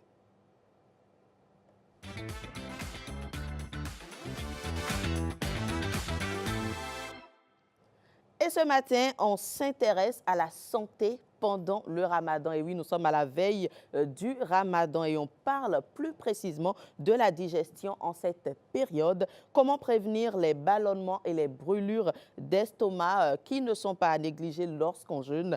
Il existe de nombreuses astuces et des gestes simples à adopter au quotidien qui passent bien entendu par notre alimentation et par certaines habitudes de vie. Alors, ces conseils pratiques sont résumés dans cet élément que nous propose Christelle Tongodo. C'est des conseils qu'elle nous tire de son invité, le nutritionniste diététicien Yetoyon Jide. Le ramadan est souvent considéré comme une période de privation de repas. Mais que faut-il pour que le corps et l'esprit s'alignent? Autrement dit, pour un ramadan sans inconfort digestif, que faut-il privilégier dans son assiette? Eh bien, c'est ce que nous allons découvrir aujourd'hui avec notre spécialiste du jour. Que se passe-t-il réellement dans l'estomac après plusieurs heures de jeûne? Après plusieurs heures de jeûne, l'estomac rentre dans une phase qu'on appelle la phase interdigestive, ce qui l'amène à ralentir la production des enzymes qui contribuent à la digestion des aliments. Et dans un second temps, l'estomac, étant donné qu'il n'est pas en action, qu'il n'est pas en activité pendant cette période ou que son activité baisse, l'estomac se décontracte totalement pour laisser place, bien évidemment, à la production, la faible production donc, de l'acide chlorhydrique.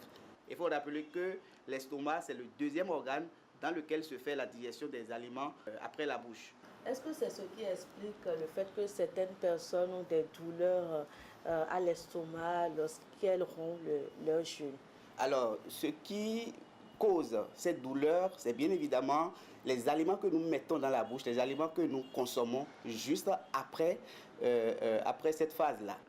L'estomac qui rentre dans un repos a besoin forcément qu'on puisse le relancer, qu'on puisse le réactiver à partir donc, des aliments plus légers. Et donc, lorsque ces personnes consomment des aliments qui ont une valeur énergétique élevée, comme les glucides et les lipides par exemple, certains glucides ou certains lipides par exemple, l'estomac a de difficultés à vite réagir pour digérer, ce qui sollicite beaucoup plus un effort de l'estomac, ce qui peut entraîner les gaz intestinaux et par conséquent vous serez constipé. Vous serez constipé, vous aurez assez de gaz, vous serez dans l'inconfort et donc vous serez ballonné, ce qui peut agir banalement sur tout le système digestif et causer d'autres problèmes comme l'intestin irritable par exemple. Lorsque par exemple, généralement lorsque les gens finissent de rompre le jeûne pendant la période de Ramadan, vous allez voir ces personnes-là consommer des repas trop copieux, des repas qui sont riches en lipides, en glucides, alors que ces personnes devaient consommer des aliments plus légers. Donc, si vous consommez des aliments qui sont trop riches, des aliments qui sont trop copieux, des aliments qui contiennent des glucides, vous allez constater que forcément votre digestion sera plus difficile. Mais lorsque vous démarrez par des aliments plus légers, vous allez constater que la digestion sera facile. Pensez-vous que l'excès du sucre, notamment la nuit, peut-il créer ce qui convient d'appeler fermentation digestive? Certains sucres ne sont pas bien digérés et ces sucres se retrouvent au niveau du côlon, au niveau du gros intestin. Donc ces sucres vont subir une fermentation pour produire des gaz abdominaux à l'origine donc du ballonnement comme le méthane, le dioxyde de carbone ou encore l'hydrogène. Dans certaines familles musulmanes, tôt le matin comme ça, les gens pour tenir toute la journée en début de carême prennent une grande quantité de repas. Est-ce que ce n'est pas un comportement à proscrire? Alors lorsque vous posez la question à ces personnes-là qui ont tendance à penser que c'est en mangeant des aliments lourds, en remplissant l'estomac des glucides, de grands bols de glucides qu'on peut tenir pendant la journée, posez-leur la question de savoir est-ce qu'elles tiennent vraiment au fil de la journée. Vous allez voir que ce sont les personnes qui rapidement deviennent faibles et qui n'arrivent pas à tenir. Les enzymes qui sont dans les différents organes, qui sont au niveau des différents organes du tube digestif, au réveil, ne sont pas encore très actifs. Est-ce que vous voyez? Ces enzymes ne sont pas encore très actives. Donc, lorsque vous mettez une grande quantité de féculents ou de repas copieux, ces repas vont se retrouver rapidement au niveau du côlon sans subir réellement une vraie digestion. Lorsque ces personnes consomment des aliments qui ont une valeur énergétique élevée, comme les glucides et les lipides par exemple, certains glucides ou certains lipides par exemple, l'estomac a de difficultés à vite réagir pour digérer, ce qui sollicite beaucoup plus un effort de l'estomac, ce qui peut entraîner bien évidemment de l'inconfort au niveau donc du ventre. Alors lorsque nous parlons généralement de glucides, on veut parler de certaines catégories d'aliments. Les céréales par exemple, lorsque vous prenez le maïs est un glucide. Lorsque vous prenez le mil est un glucide. Lorsque vous prenez le sorgho est un glucide. Et ça, ce sont des céréales. Il y a également les tubercules. Et parmi les tubercules, vous avez l'igname, vous avez la patate douce, vous avez le taro, etc. Donc tous ces aliments qui sont riches en amidon, les féculents de manière générale et les céréales constituent ce qu'on appelle les glucides. Quelqu'un qui prend par exemple le l'igname pilé avec la viande de mouton, c'est un repas déjà qui est trop riche en amidon. Parce que l'igname est l'un des tubercules les plus riches en amidon. Il faut privilégier des glucides moins complexes. Des glucides moins complexes. Pour faire simple, vous pouvez prendre la bouillie de fonio par exemple, parce que le fonio c'est une céréale complète, d'accord, et qui est riche en fibres. Et donc lorsque vous consommez par exemple la bouillie de fonio avec du miel par exemple, facilement le sucre sera vite digéré, bien digéré et sera libéré, d'accord, dans le sang, ce qui va vous permettre d'avoir une glycémie plus ou moins stable pour vous tenir au cours de la journée. Le néré, je ne sais pas si vous connaissez le néré, vous pouvez prendre la bouillie de néré avec les graines de chia, d'accord, puisque les graines de chia sont riches en fibres solubles. Donc, leur progression au niveau du tube digestif va permettre de conserver le taux de sucre, le léger taux de sucre qui se retrouve dans le fonio pour pouvoir faciliter une libération progressive d'énergie au cours de la journée. Les thés ne sont pas du tout à recommander en début de jeûne parce que la plupart des thés contiennent ce qu'on appelle la théine. Et la théine agit au niveau du cerveau. Et oui, exactement comme la caféine. Donc, ce n'est pas du tout recommandé. Comment reconnaître un simple ballonnement d'une douleur gastrique? Par rapport à cette question, oui, il y a beaucoup de personnes qui font la confusion. Alors, le ballonnement se ressent au niveau du ventre. Lorsque les gaz qui sont issus de la fermentation, par exemple, sont libérés, ces gaz-là vont causer un inconfort au niveau du ventre. D'accord? Par contre, le reflux gastrique, qui n'est rien d'autre que la remontée acide du contenu de l'estomac vers l'œsophage, se fera ressentir au niveau de la poitrine. Au niveau de la poitrine, puisque l'acidité remonte vers l'œsophage, remonte vers la gorge.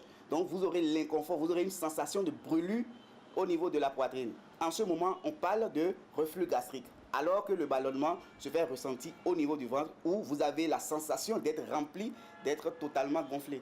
Un effet d'indigestion. Un effet d'indigestion. L'indigestion se manifeste en quelque sorte par la présence de ces gaz-là. Le rythme des aliments nocturnes perturbe-t-il le métabolisme digestif? Psychologiquement, le tube digestif est préparé à un repos pendant la nuit. Donc pendant cette période, le tube digestif se prépare à sécréter faiblement les différentes enzymes.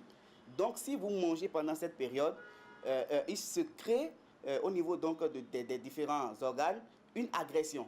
Et donc ces organes ne sont pas dans la mesure de sécréter normalement les différentes enzymes comme il le faut, puisque en ce moment, c'est le temps de repos. Lorsque par exemple, vous-même qui êtes ici avec moi, quelqu'un vient vous déranger pendant la période où vous devez vous reposer, ou psychologiquement vous pensez vous reposer, est-ce que vous pouvez être efficace en ce moment-là? Donc le système digestif devient inefficace parce que les repas viennent le perturber pendant sa période qui est censée être une période de repos. Donc le tube digestif répond désagréablement, ce qui peut causer plusieurs problèmes digestifs. Indépendamment des jeûnes, à quelle heure il est recommandé de prendre son dernier repas? Dans tous les cas, même si vous n'êtes pas dans un carême ou dans un jeûne, dans tous les cas, il est important de manger tôt. Il est recommandé de manger tôt pour pouvoir permettre au tube digestif de se reposer, d'accord, pendant la nuit. Donc, si tant que le jeûne finit à 18h, à 17h, 18h, déjà à 20h, entre 20h et 21h, vous pouvez prendre votre dîner. Si vous ratez ce que vous allez prendre après le jeûne, ça voudra dire que vous allez endommager. Vous pouvez finir votre jeûne avec plusieurs problèmes digestifs. Revenez un peu sur les combinaisons d'aliments qu'il faut prendre quand on observe un jeûne. Lorsqu'on finit de faire un jeûne, il faut un plat équilibré. Et bien avant ce plat équilibré, comme je l'ai dit, il faut prendre 2 grands verres d'eau. Après ces 2 grands verres d'eau, vous faites un bol de fruits, de mélange de fruits, puisque l'OMS a recommandé 5 fruits et légumes par jour. Donc quelqu'un qui fait le jeûne, qui n'a rien pris depuis le matin, n'a pas encore envoyé la quantité de fibres, la quantité de minéraux nécessaires pour pouvoir minéraliser l'organisme. Donc à partir de cet instant, il faut prendre un bol de fruits, d'accord, un mélange de fruits, les fruits qui ne sont pas acides, tels que la poire, la pomme, la papaye, par exemple, que vous prenez, vous faites le mélange, vous prenez, et juste après, vous allez maintenant faire un plat équilibré. Dans un plat équilibré, nous devons retrouver 50% de légumes, d'accord, de légumes. Pourquoi? Parce que l'organisme a besoin beaucoup plus de fibres pour pouvoir assurer la digestion. Et donc, les fibres se retrouvent dans les légumes, dans les fruits et les légumes. Donc, pour un repas équilibré, il faut 50% de légumes. Et ici, dans le cas du jeûne, ça doit être les légumes à eau. Je peux citer quelques légumes. Les légumes à eau, tels que le concombre, l'aubergine, le melon, etc. Oui, parce que vous venez de finir un jeûne, il faut véritablement apporter, hydrater toujours à partir de l'organisme. Et aussi, ces légumes à eau contiennent ce qu'on appelle les fibres solubles.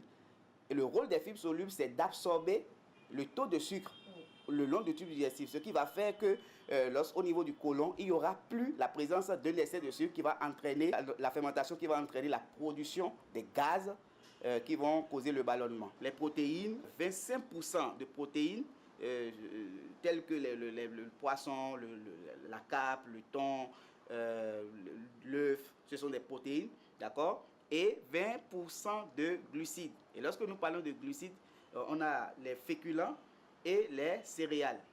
Les céréales comme le maïs, le mil, le riz et des féculents. Les féculents, c'est généralement les tubercules, le manioc, l'igname, la patate douce, le taro et autres.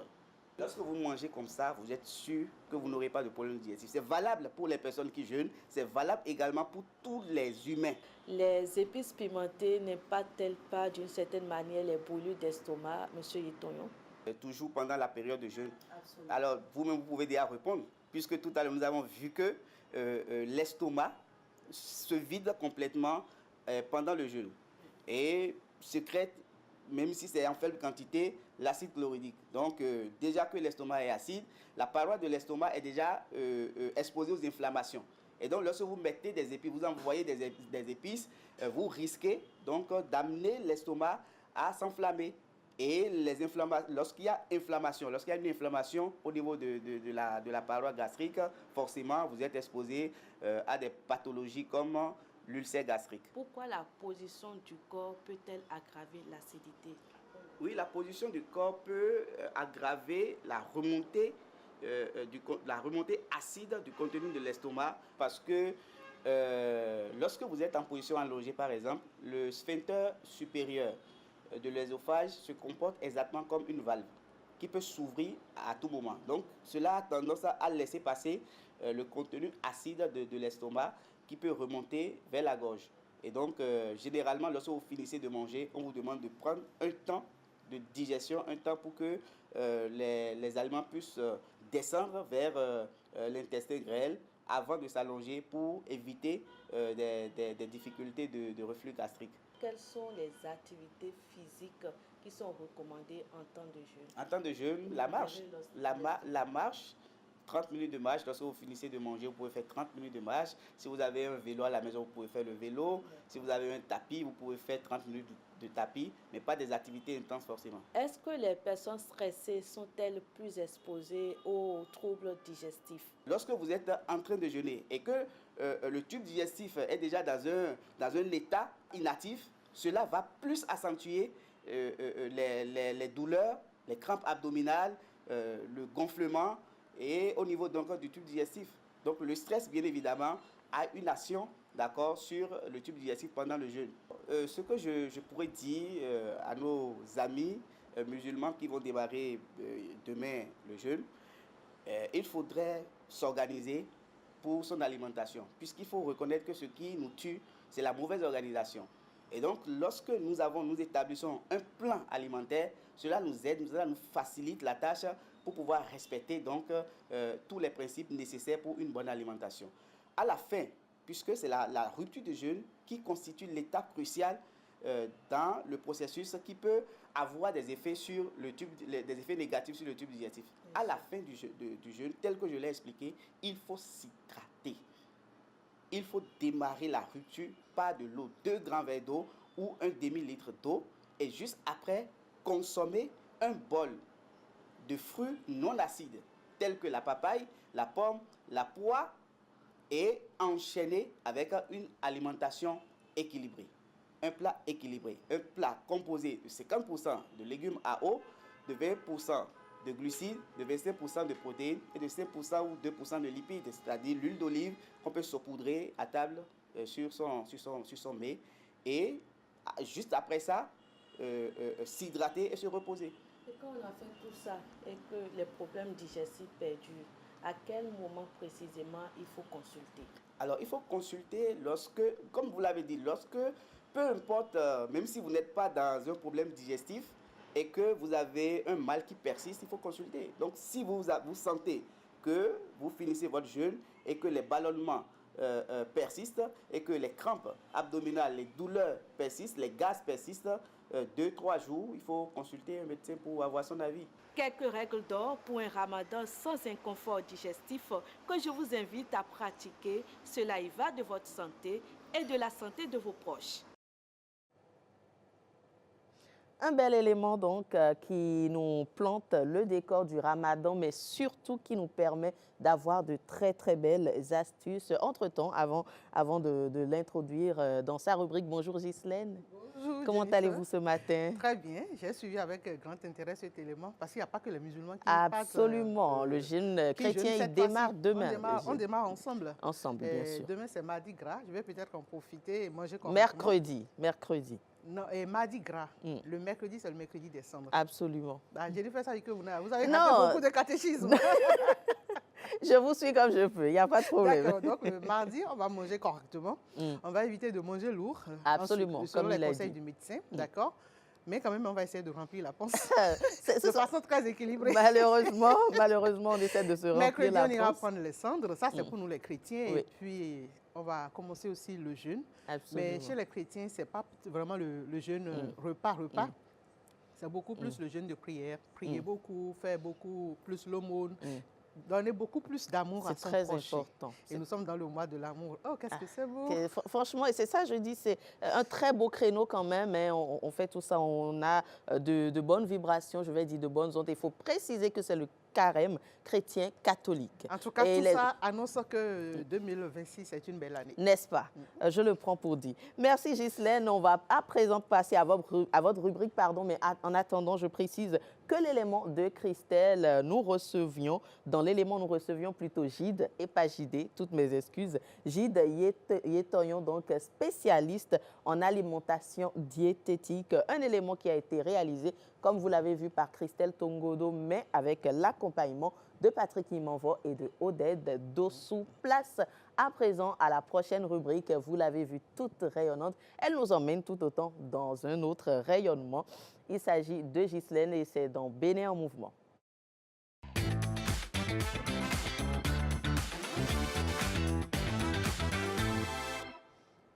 Bénin en mouvement avec Ghislaine Adimi. Je l'annonçais en titre, hein, donc les téléspectateurs ont eu le temps de voir un peu de quoi il s'agira.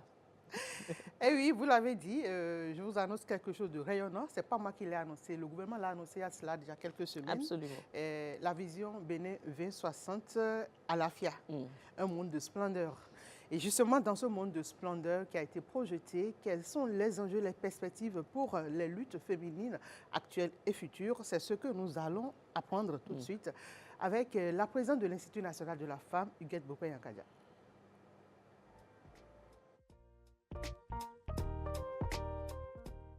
La femme leader béninoise, elle sera dotée d'un leadership raffermi. Je m'explique. Voyez-vous, les questions d'éducation, un accès égal à une éducation de qualité. Une éducation de qualité dont les débouchés vont orienter vers la demande du marché de l'emploi. Donc, des sections ciblées, des formations ciblées qui répondent en fait aux besoins du temps. La question du retour à la transmission des valeurs familiales a été posée dans l'une des orientations stratégiques. Et moi, ça me fait énormément plaisir parce qu'on est d'accord qu'on est tous préoccupés par les repères familiaux et par la constance de la transmission. La question de l'inclusion sociale a également été soulignée. Et le leadership féminin, si on prend par exemple le domaine économique, si on voit qu'il est prévu de réduire les inégalités qu'on observe de la zone urbaine vers la zone rurale, pour que au niveau territorial, au niveau des collectivités, le développement vraiment se forge à la base, ça va nous donner un ensemble de femmes qui exercent au niveau local et au niveau national un leadership affirmé. La question de l'inclusion sociale va permettre également l'objectif spécifique qui a été prévu dans, je crois, c'est l'objectif numéro 5 qui parle d'une bonne gouvernance démocratique, ça va permettre plus de femmes dans les instances de décision. Nous sortons d'élections, vous avez vu qu'on a encore du travail à faire. La place des femmes, la place que les femmes ont pu occuper, par exemple, au niveau du Parlement, est une place de sécurité qui a été garantie par la loi, mais nous voulons aller plus loin. Et nous voulons particulièrement, je sais que le chemin de la vision Alafia 2060 va nous mener vers plus de femmes dans la gouvernance locale. Et c'est de là que l'exercice du leadership va vraiment connaître son plein essor dans le domaine de l'agriculture, dans le domaine de l'art. Parlant de l'art également, là où je suis très rassurée par cette vision, c'est que la question de l'affirmation de l'identité culturelle a été également garantie par cette vision. Et nous savons le rôle important que les femmes jouent aujourd'hui dans l'art, qu'il s'agisse de la musique, qu'il s'agisse des arts plastiques, qu'il s'agisse même du cinéma, qu'il s'agisse de la littérature. Les femmes montent comment dirais-je, elles prennent leur place. Elles ne demandent plus à exister, mais elles existent. Quand on sait aussi le rôle important que les femmes jouent dans l'arène culturelle, on a alors des raisons de croire que l'avenir d'ici 2060 est au leadership des femmes compétentes, des femmes, un leadership légitime, un leadership de compétences, un leadership aussi de l'inclusion sociale va permettre une participation effective des femmes à la résolution de conflits, à la prévention de conflits, à la stabilité au sein des communautés.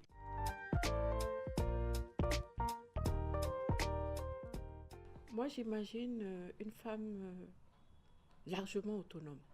Déjà, j'observe aujourd'hui qu'il y a de plus en plus d'institutions bancaires, de différentes structures qui s'intéressent à des volets de services pour faciliter l'autonomisation des femmes.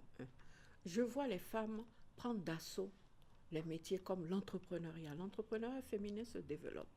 Nous sommes dans un pays qui digitalise de plus en plus tout ce qui est formalité pour mettre en place des sociétés, pour créer une entreprise, etc. Ça va de plus en plus vite. On voit aussi que les métiers de l'informatique, les métiers du digital se féminisent. Alors, si on y ajoute ce dont je vous parlais tout à l'heure, à savoir une économie rurale qui se développe, si on y ajoute le secteur de l'agriculture où les femmes sont plus nombreuses, qui se modernisent avec des facilités bancaires, avec des facilités de crédit, etc., qui leur sont ouvertes, moi je trouve que ça fait un ensemble, un faisceau de facteurs qui vont favoriser une autonomisation financière à tous les niveaux, qu'il s'agisse de la commerçante, qu'il s'agisse de celle qui est dans l'administration, qu'il s'agisse de la banquière, qu'il s'agisse, vous voyez, tous les profils de femmes sont pris en compte dans les différents mécanismes de développement de l'économie, particulièrement lorsque l'écart qu'il y a entre les zones rurales et les zones urbaines ce fossé sera comblé. Vous verrez que chaque femme béninoise sera autonome. N'oubliez pas aussi tout le travail qu'on est en train de faire depuis pour que les femmes aillent à l'école, pour qu'elles restent à l'école le plus longtemps possible, qu'elles aient de hautes qualifications. Et c'est une garantie qui est offerte par la Vision 2060. Et que la Vision 2060 nous parle et nous reparle de richesse partagée, nous parle d'inclusion sociale, nous dit que personne ne sera laissé derrière. Moi, j'ai de bonnes raisons de croire que si nous continuons sur cette lancée, nous arriverons certainement à une société qui corresponde à ce schéma, à la FIA, qui n'est pas un schéma de déraison, mais un schéma totalement objectif d'avancée significative.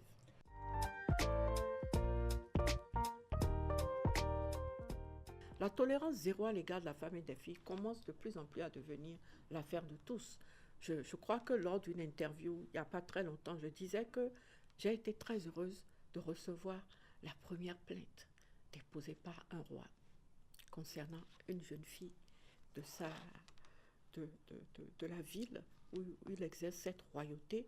Je vous ai parlé de papas qui viennent déposer plainte au nom et pour le compte ou pour leur fille, quand ils savent que l'emprise est tellement forte qu'elle-même ne viendra pas se plaindre, sans compter tous les hommes qui travaillent avec nous, tous les hommes qui soutiennent la lutte contre toutes les formes de violence et de discrimination à l'égard des femmes. Je pense que si nous restons sur cette lancée, même si au niveau politique, nous avons encore des batailles à gagner. Je veux dire, quand je parle de niveau politique, je parle de la place des femmes dans les instances de décision. Mais vous avez vu également que 2021 a accouché de 3 lois totalement courageuses qui ont été promulguées, qui ont été adoptées par notre Parlement. Et je crois que le Parlement d'aujourd'hui, pour les 7 ans à venir, n'est pas un Parlement de nature à retourner en arrière. Au contraire, moi j'ai bon espoir que des lois de plus en plus spécifiques interviendront. Quand je prends le domaine, par exemple, de la cyberviolence à l'égard de la femme, de toutes les formes de violence facilitées par le digital, nous avons certes le code du numérique et autres, mais je sais que ce Parlement est capable d'adopter des lois qui seront beaucoup plus spécifiques par rapport à la prévention et à la condamnation des actes de violence basés sur le genre, facilités par le digital, et ainsi de suite. Donc, les violences basées sur le genre feront l'objet, en fait, d'un refus de plus en plus collectif et feront également l'objet d'un combat qui viendra de plus en plus du cœur de nos communautés pour que les lois viennent portées par un bras et nos traditions, notre culture, la culture qui dit non à la violence à l'égard de la femme, que pendant longtemps nous n'avons pas connue et à la découverte de laquelle nous allons maintenant, elle va être mise en exergue. Des études seront faites pour comment dirais-je, les rendre visibles.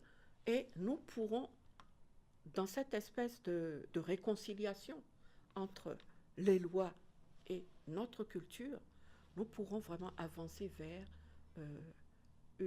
un combat commun où ça ne sera plus une exception, mais ça deviendra une ligne de conduite, ça deviendra une culture.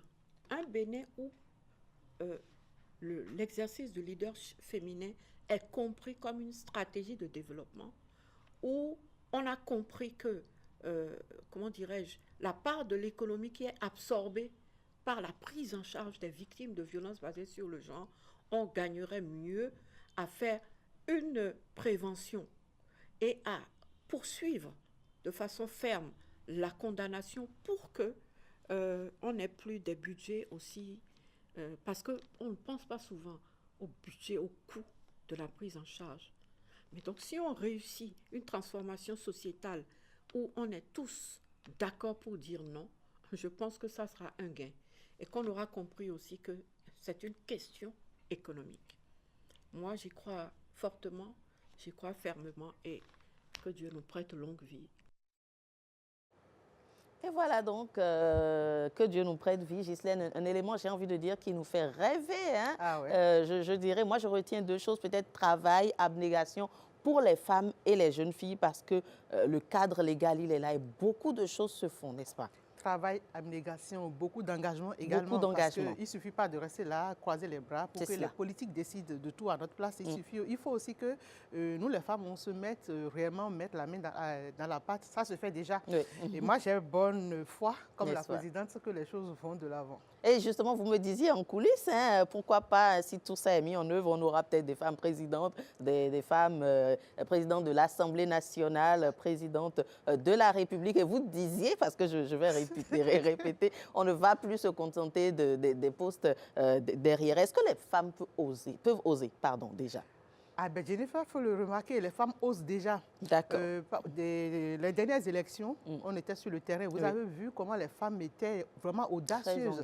Elles prenaient la parole, elles étaient au micro, défendaient leur vision, même si ça n'a pas donné totalement les résultats qu'on espérait. Parce que moi, j'aurais voulu avoir plus de femmes. Forcément, plus de femmes mères. C'est votre secteur. Voilà, beaucoup plus de femmes à l'Assemblée nationale, les têtes de liste. Mais malheureusement, les carottes étaient déjà cuites à l'avance pour au niveau de l'Assemblée nationale. Mais ça permet quand même de penser que l'avenir nous promet beaucoup de choses.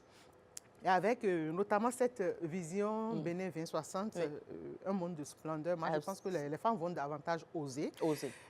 Déjà à partir des années qui arrivent, je suis en train d'entrevoir déjà cette nouvelle figure de femme politique. Tout à fait. J'avoue que je ne fais pas trop la politique, mais j'ai vraiment de l'admiration pour ces femmes qui s'y engagent. Vous les portez, c'est je déjà les porte ça. fortement et j'ai beaucoup de l'admiration pour elles. J'ai retrouvé aussi une nouvelle génération de femmes battantes. C'est ça. Et à côté de celles-là qu'on connaissait et tout, et ça fait rêver. Ça fait sincèrement rêver. Et avec tout le toilettage qui se fait au niveau des lois, tout le toilettage qui se fait et tout l'accompagnement politique qui se fait, j'ai bonne foi, comme Mme Boukoya Nkadjara, que l'horizon va être vraiment un monde de splendeur pour les femmes aussi. Et justement, hein, vous faites bien de dire monde de splendeur parce que je le disais, on rêve, c'est tellement beau, c'est tellement limite parfait. Et on va revenir sur les lois puisque vous l'avez abordé, il y a beaucoup d'actions dans ce sens qui ont d'ailleurs porté les fruits. On a eu l'exemple du roi qui aurait pris le courage pour porter plainte, les hommes qui accompagnent. Les choses sont véritablement en train de changer. Aujourd'hui, au niveau de l'Institut national de la femme, avec la loi qui est sortie en 2021, je pense, les choses ont beaucoup évolué. Il n'y a plus cette tête couronnée qui cautionne ou qui camoufle les violences basées sur le genre sous leur juridiction. Parce que s'ils le faisaient et que ça arrivait à se savoir, ils seront aussi condamnés. C'est ça. Et pareil pour les voisins à côté. Absolument. Il y a tout le monde est impliqué. Parce que même le témoin qui se tait est condamné aujourd'hui à travers cette loi. Donc plus personne. En plus, la sensibilisation a vraiment touché le cœur des gens. On a compris que les violences ne font rien de bon. Les violences n'accompagnent pas réellement le développement du pays. Donc à quoi bon toujours camoufler ça? Surtout les viols à travers avec les petites filles, ça détruit l'avenir du pays. Donc tout le monde met la main à la pâte. Ça fait vraiment rêver. Ça donne... en tout cas, ça donne une bonne vision pour le Justement, quand on se réfère à votre élément, on se dit d'ici 2060, je n'oserais pas dire qu'il n'y en aura plus du tout, mais peut-être que ce sera presque inexistant, les violences qui, malheureusement, sont assez remarquées dans nos sociétés, même si beaucoup de choses sont faites. Le monde est fait de tout. Hein. Il y a le bien et le mal qui se côtoient, ça c'est clair. Donc dire que ça va être totalement... ça va finir totalement... C'est peut-être trop abusé, mais je sais que ça va se réduire considérablement. Il n'y a pas que les violences, il n'y a pas que les viols, il n'y a pas que les abus sur les femmes, mais il y a aussi, comment on appelle, les mutilations génitales féminines, on en a parlé dernièrement. Il y a beaucoup de cet art dans nos sociétés qui sont en train d'être réduites. Aujourd'hui, les gens le font. S'ils le font en cachette, c'est parce qu'ils ont compris que ce n'est pas bon. Et quand on le fait en cachette, le taux ou bien le nombre qu'on connaissait au départ se réduit. L'effet est déjà là. Exactement, l'effet est déjà là. Donc, au fur et à mesure que les luttes vont se poursuivre, que les sensibilisations vont continuer, je pense que ça va se réduire. Même si d'ici 2060, on n'arrivait pas à le bannir totalement, on finira quand même à avoir un taux totalement bas. Qui sait, peut-être que d'ici là, les victimes ne seront plus les victimes. Elles vont commencer à se défendre par elles-mêmes. Absolument. Il n'y aura plus de jeunes filles qui se laisseront aller facilement à une mutilation génitale sans son consentement. Et même le consentement n'y sera plus peut-être. Peut-être d'ici là, on pourra doter nos petits-enfants, les filles justement, de tout ce qu'il leur faut comme force physique pour se défendre, ou tout ce qu'il faut comme accompagnement pour les protéger. Justement, hein, comment est-ce que, j'ai envie de dire, le citoyen lambda peut participer? On a suivi les explications, on a compris les actions menées, les réformes et la vision également, ce qui est projeté. Mais à mon niveau, en tant que citoyenne, Jennifer, comment je peux porter le mouvement et comment vous, également, en tant que peut-être journaliste, mais aussi citoyenne, vous pouvez participer pour que tout ça soit une réalité et pour que les femmes et les filles puissent être un peu tranquilles et plus en vue? En tant que journaliste, je commence par là. Nous, on a déjà commencé à faire notre part de travail de sensibilisation. On va continuer à le faire parce que nous portons cette lutte-là. On va continuer à le faire. Et ce que nous allons peut-être faire davantage, c'est d'être plus vigilants dans nos quartiers, dans nos maisons, dans tous nos déplacements et de dénoncer tout abus. Ne pas hésiter à intervenir quand on voit une femme être en train d'être maltraitée dans la rue par un homme ou par quelqu'un d'autre. Parce que même entre femmes aussi, on peut s'abuser et ce n'est pas bien. Il faudrait qu'on puisse dénoncer, intervenir. Et peut-être que celui qui est en train de commettre le mal sur l'autre ne sait pas qu'il est en train de mal faire. Intervenir, essayer de les raisonner. Si ça ne passe pas, pourquoi pas aller porter plainte? Et c'est pareil aussi dans nos quartiers, dans nos maisons. Le voisin qui veut aider entend une femme pleurer à l'intérieur, à côté, n'a qu'à aller voir ce qui se passe. Le voisin qui ne voit pas la femme de son voisin, ne le voit plus depuis n'a qu'à s'enquérir de ce qui se passe. Et s'il y a quelque chose qui cloche, s'il ne peut pas intervenir, qu'il aille porter plainte, qu'il aille signaler tout simplement. Ou la petite fille qui disparaît, la maman commence à se plaindre, on ne l'aide pas, c'est pas bien. Il faudrait qu'on puisse aider. Et c'est en dénonçant, en portant un peu plus d'attention autour de soi, je pense que chacun il pourra aider à effacer ces mauvaises choses. Et ça me touche particulièrement parce que malheureusement, nous sommes dans, je le disais, une société qui a ses réalités. Je vais prendre un exemple d'abus, d'une façon ou d'une autre, tout type d'abus qu'une personne subit, par exemple, au sein de ma famille, de ma maison. Est-ce que lorsque je regarde, je dirais, le visage de mes parents, de mes oncles, etc., j'ai toujours le courage de dénoncer? Qu'est-ce que je fais? Il faut trouver ce courage-là parce qu'en dénonçant, en intervenant, vous portez assistance à personne en danger. Donc il faut y aller quand même. Il faut y aller quand même. Bon, on peut déjà peut-être commencer à savoir si réellement, c'est pas parce que la femme est en train de pleurer qu'elle est forcément maltraitée à l'intérieur. Il faut déjà aller s'enquérir, savoir, tata, maman, comment ça va, tout va bien, je peux aider à quelque chose. C'est peut-être la faim ou peut-être un problème que cette personne a et n'a pas les moyens ou ne sait pas à qui se confier. Et oui, se confier aussi, c'est une porte de solution. Trouver une oreille attentive, une écoute, quelqu'un qui a besoin de parler avec quelqu'un, avec une déjà autre personne. Dans ces simples gestes-là. gestes. Donc, ne serait-ce que prêter cette petite attention peut sauver des vies. Tout à fait. Peut sauver des vies. Donc, il faut forcément avoir ce courage, avoir cet altruisme d'aller vers l'autre. Et Ghislaine, je vais revenir, toujours parce que le sujet il est d'intérêt, on pourrait débattre autant qu'on ça, c'est clair. autant qu'on veut. J'aimerais rebondir quand même sur cette thématique-là, on l'appelle souvent la discrimination positive. J'ai envie de dire, qu'est-ce qui peut expliquer quand même, parce que quand on suit les explications de Madame Huguette Bokpe-Yankadja, on se rend compte que les hommes sont entrés dans la danse, certainement pas tous, mais qu'est-ce qui, selon vous, a pu déclencher à un moment cet intérêt-là des hommes de soutenir la cause, cette cause-là de lutte contre les VBG? Il faut fondamentalement reconnaître que nos institutions ont pris vraiment les taureaux par les cornes avec les sensibilisations. Il y a le ministère des Affaires sociales qui est rentré dans la danse. Il y a l'INF, les communications. On dit qui a l'information a le pouvoir. Dans nos sociétés, on avait des tas, on avait des cultures. Absolument. Quand l'homme parle, la femme doit se taire. C'est comme ça on nous a éduqués en Afrique et tout. Donc, cette éducation a pris de plus en plus le pas. Et certains ne savaient pas qu'en faisant ça, c'était vraiment un abus envers la femme. Pour l'homme, entre-temps, crier sur sa femme, c'est de notoriété. C'est sa façon à lui d'exprimer son pouvoir. Taper sa femme, c'est de notoriété parce qu'on dit le mari est le papa. C'est ça. Donc si ton papa peut te taper, ton mari peut te taper. Donc cette culture a été pendant longtemps développée. Absolument. Mais avec les communications, les explications, les informations, les sensibilisations, les gens ont fini par comprendre que mais nous étions en train de pécher.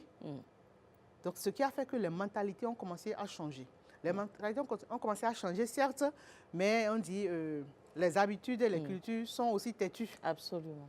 Et il fallait aussi cette législation, les lois qu'il faut, pour dire, tout en sensibilisant, on vous dit, mais si vous n'écoutez pas ce qu'on vous dit, que vous ne nous accompagnez pas à arrêter ça, et que vous-même, vous allez tomber sous le coup de la loi, vous serez puni. Ce que vous avez l'habitude de faire, on vous dit, non, c'est culturel chez nous. Aujourd'hui, même cette culture va vous amener en prison.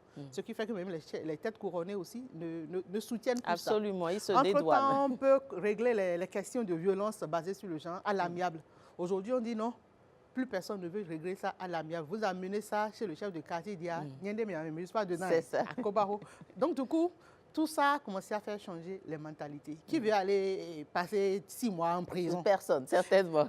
Avec pas 7 ans qui court, le cultivateur qui court, qui cherche son petit 20 000 francs et aller manger à la maison, va aller payer 200 000 d'amende ou 300 000 d'amende. Vous voyez un peu? Donc, tout ça a commencé à peser. Et dans le même temps, on se rend compte que quand la femme est accompagnée, la femme est comprise, la femme est chouchoutée, entretenue, tout le monde va bien. Dans la maison, tout le monde va bien. Donc, dans le quartier, tout le monde va bien. Donc, la nation va prospérer. Absolument. Et c'est ce qui a provoqué ce changement de mentalité. Bon, je ne vais pas vous raccompagner sans prendre votre avis. On a écouté la présidente, mais vous, en tant que journaliste très engagé dans les questions liées au genre, dans ce genre d'initiative-là, est-ce que je dois dire votre rêve? On a parlé de l'évolution, mais comment vous vous projetez, vous, pour cette vision de 2060? Ah, Jennifer, je l'avais dit, vous l'avez souligné tout à l'heure. Moi, je projette dans le Bénin futur d'ici... Présidente. 2060. Pas moi, forcément. Mais pourquoi pas? On ne sait jamais. Moi, forcément, une femme présidente de la République, une femme présidente de l'Assemblée nationale, beaucoup plus de femmes... Ah, peut-être votre fille? Ben, pourquoi pas? Pourquoi pas? Merci beaucoup, Ghislaine, pour ce sujet très, très, très, très intéressant. Et on passe à présent au plateau qui va clôturer ceci, la revue de presse avec Marcel Arrossi.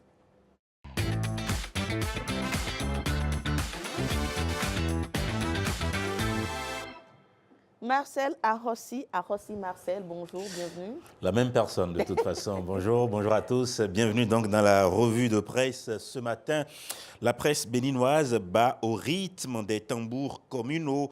Après les élections du 11 janvier 2026, la carte des maires se redessine. Les exécutifs locaux prennent cher et le pouvoir de proximité change de main.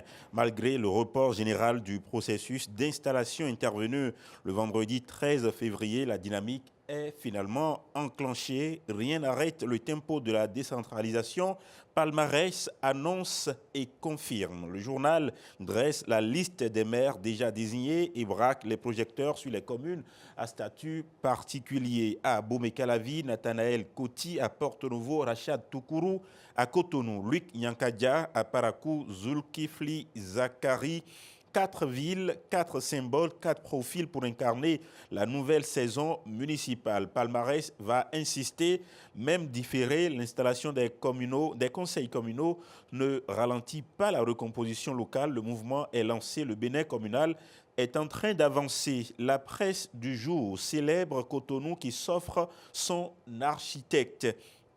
Et l'expression n'est pas anodine. À Cotonou, la capitale économique change de main aussi. Luc Nyankaya va succéder à Luc Atropo qui choisit l'Assemblée nationale. La presse du jour raconte son parcours. Major de l'École africaine des métiers d'architecture et d'urbanisme de Lomé, ancien ministre sous Mathieu Kirikou, ex-secrétaire exécutif de la Convention des Nations Unies sur la lutte contre la désertification, un urbaniste, un homme des villes, un chantre du développement durable, commente la presse du jour. Cotonou, ville des eaux et des embouteillages, des marchés populaires et des ambitions verticales, s'offre un bâtisseur de lignes et de vision selon la presse du jour. Gaskiani Info éclaire Abomey d'une lumière historique. Le journal raconte la transition comme un passage de flambeau dans la cité des rois. À Abomey, Franck Métolé Passassi, porté par l'Union progressiste Le Renouveau, succède à Antoine Diédou. Gaskiani Info parle de transition générationnelle. À Abomey, berceau royal confie son président à une nouvelle garde. L'histoire observe, la jeunesse va s'installer. Bénin Intelligent projette et conceptualise. Le journal parle d'un grand renouveau des exécutifs locaux. À Parakou, Zulkifl Zakari prête serment de loyauté et dévouement. Le média cite ces mots, souligne le récap et va insister sur la rigueur annoncée par le jeune maire. À Bomé-Calavi, Nathanaël Koti, juriste, acteur du sport continental, prend les rênes de la cité dortoir devenue garant et géant démographique.